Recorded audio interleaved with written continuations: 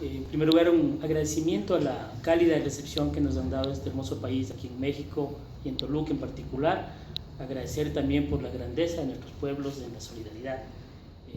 Sabemos que pasamos como país una situación muy dura, muy triste de nuestros compatriotas, pero sabemos que es más grande la solidaridad de nuestros pueblos y sabemos que estamos juntos en esto, así que vamos a salir adelante. Creo que América Latina lo ha demostrado en más de una ocasión.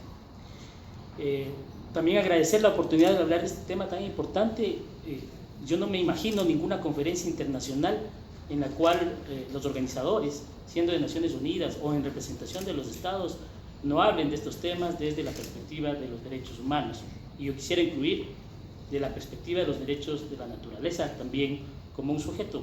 Ese es un tema de gran discusión a nivel internacional, pero me parece que es muy importante a propósito de hábitat, del derecho a la vivienda, el derecho a la ciudad.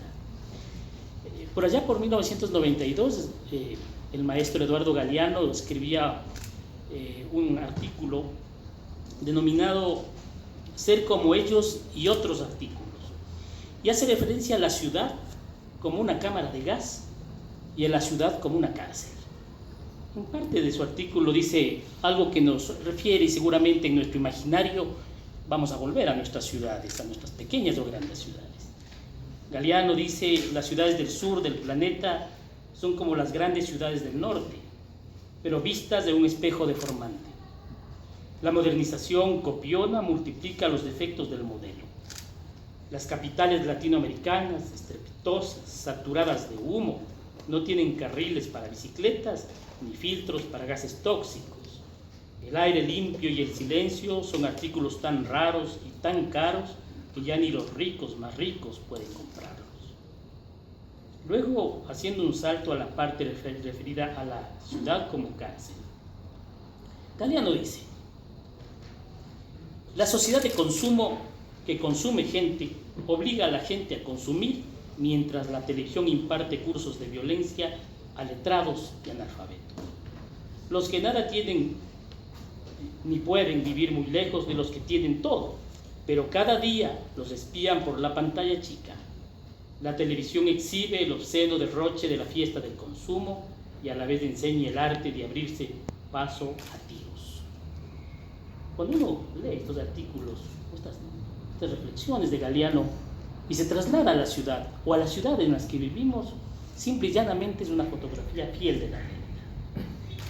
Y la ciudad como cámara de gas o la ciudad como cárcel solamente podrá ser emancipada de verdad si es que incluye un enfoque de derechos humanos donde la centralidad son las personas. Pero si incluye también un enfoque de los derechos de la naturaleza, donde la centralidad ya no seremos los que estamos y las que estamos aquí sentados, será también el entorno ambiental, será también la naturaleza y la posibilidad de revivir sus derechos, ¿no es cierto?, de rehacer nuestros ríos, nuestras montañas, de un uso razonable en el único hogar que tenemos en la tierra, que es esta misma, esta única casa que tenemos. Y empiezo por allí porque a mí me parece muy importante mencionar lo siguiente. En la historia del sistema internacional, y Carlos ya lo mencionaba, no fue codificado el derecho a la ciudad. Eso no existía por allá por 1948, y la reflexión anterior tampoco. No era de manera explícita, al menos. Aunque implícitamente, cuando uno recorre los tratados internacionales de derechos humanos, se puede encontrar con reflexiones alrededor del derecho a un nivel de vida adecuado y pueda cotejarlo en relación al derecho a una ciudad, y por lo tanto a un nivel de vida adecuado en una jurisdicción concreta, en la ciudad. Sin embargo, hay que reconocer también que en esta lógica evolutiva y garantista por los derechos humanos del sistema internacional se ha planteado a través de conferencias de Naciones Unidas la reflexión sobre hábitat y la vivienda y el desarrollo urbano, ¿no es cierto?, como el ejercicio efectivo del derecho a la ciudad, dice la conferencia que nos convoca acá, como un derecho de carácter colectivo, social y difuso. Es lugar común entender que los derechos humanos se ejercen a partir de sujetos concretos. Ahí no podemos perdernos. Y en este caso, el derecho a la ciudad le corresponde a los habitantes que están en una determinada jurisdicción. La pregunta es: ¿cuál es el contenido del derecho a la ciudad? ¿Qué es esto del derecho a la ciudad? Más allá de los discursos que podamos montarnos, ¿verdad? En el caso ecuatoriano, cuando reflexionábamos en la Asamblea Constituyente de qué es esto del derecho a la ciudad, sacamos un par de artículos que además están instalados en un capítulo que en nuestra Constitución se llama del buen vivir. Y el buen vivir no solamente es una reflexión jurídica, el buen vivir fue una reflexión político, filosófica, incluso histórica, recogiendo las mejores bondades de la cultura ancestral de nuestras tierras andinas y sin duda de toda América Latina. Porque esto del buen vivir no era otra cosa que aprender a convivir entre los seres humanos y los pueblos diversos que habitamos y aprender a convivir con otro sujeto que es la naturaleza y su entorno. Eso era el buen vivir, no el vivir mejor anclado al consumo es otra cosa, el buen vivir que nos permite entrar desde otra filosofía.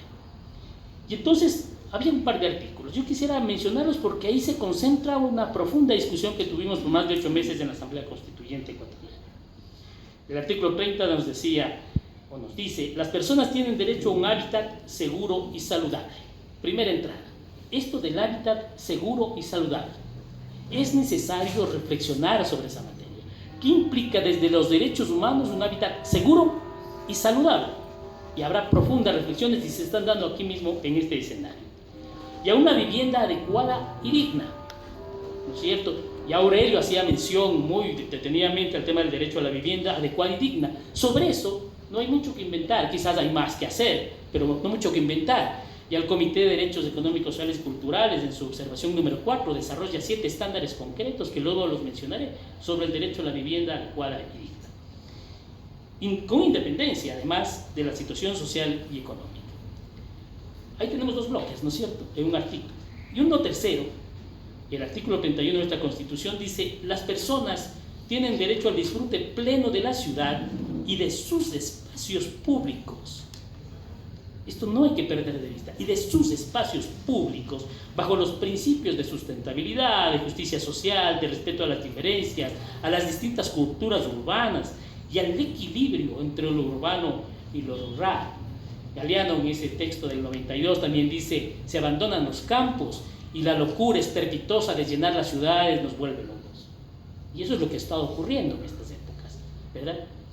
Desde este texto normativo que comparto con ustedes, que es de alguna manera la reflexión que hemos hecho en el Ecuador, podemos concluir que el principal elemento del derecho a la ciudad es el disfrute pleno de los espacios públicos, en los cuales debe promoverse la sustentabilidad social y ambiental, la justicia social, la no discriminación y la no violencia. Y cuando hacemos referencia a los espacios públicos no violentos, incluyentes y no discriminatorios, hacemos referencia a la no discriminación por cualquier condición de las personas, por su situación de discapacidad, por la cuestión de género, por cuestiones de orden étnico, por cuestiones de orden generacional, por la diversidad maravillosa que tiene el ser humano. Esos espacios públicos son de todos y todas. ¿Cómo se construyen esos espacios para que sea posible? Ese es el debate en el cual estamos sumergidos. Claro, el espacio público como espacio de convivencia entre lo rural y urbano, para la participación y para el desarrollo de proyectos de vida, el espacio público. Digo esto porque las sociedades nuestras, ampliamente benefactoras sobre todo de la formalidad y no de aquellos pobres que luchan desde el trabajo autónomo, desde el comercio informal, ¿no es cierto?, no es visto. Yo quisiera mencionar en el caso ecuatoriano, nosotros nos hemos preocupado mucho de mirar cómo los municipios, por ejemplo, miran el comercio informal y miran el trabajador autónomo, lo miran desde la lógica policial y de persecución, cuando son los pobres del sistema. Y ante ellos, nadie dice que no se regule el espacio urbano, que tiene que regularse, pero una cosa es regular y otra cosa es perseguir a los pobres que realizan sus actividades de trabajo autónomo o de economía popular y solidaria en esos escenarios. Ahí está el espacio público, ahí hay que discutir cosas de cómo se desarrolla la famosa gobernanza metropolitana, ¿no es cierto? Entonces, ahí hay algunas reflexiones que me parecen muy importantes. Entonces, es en este escenario de convivencia y conflicto, es en este escenario de ejercicio o de limitación de derechos, es en este escenario de inclusión, de segmentación o de exclusión social, es en el que se desenvuelve la ciudad, la vida urbana y de sus habitantes. Allí se desenvuelve la gobernanza metropolitana, que hoy lo discutían muy temprano, el desarrollo o no de políticas que buscan mitigar la desigualdad, en fin, algunos elementos que ya lo he mencionado.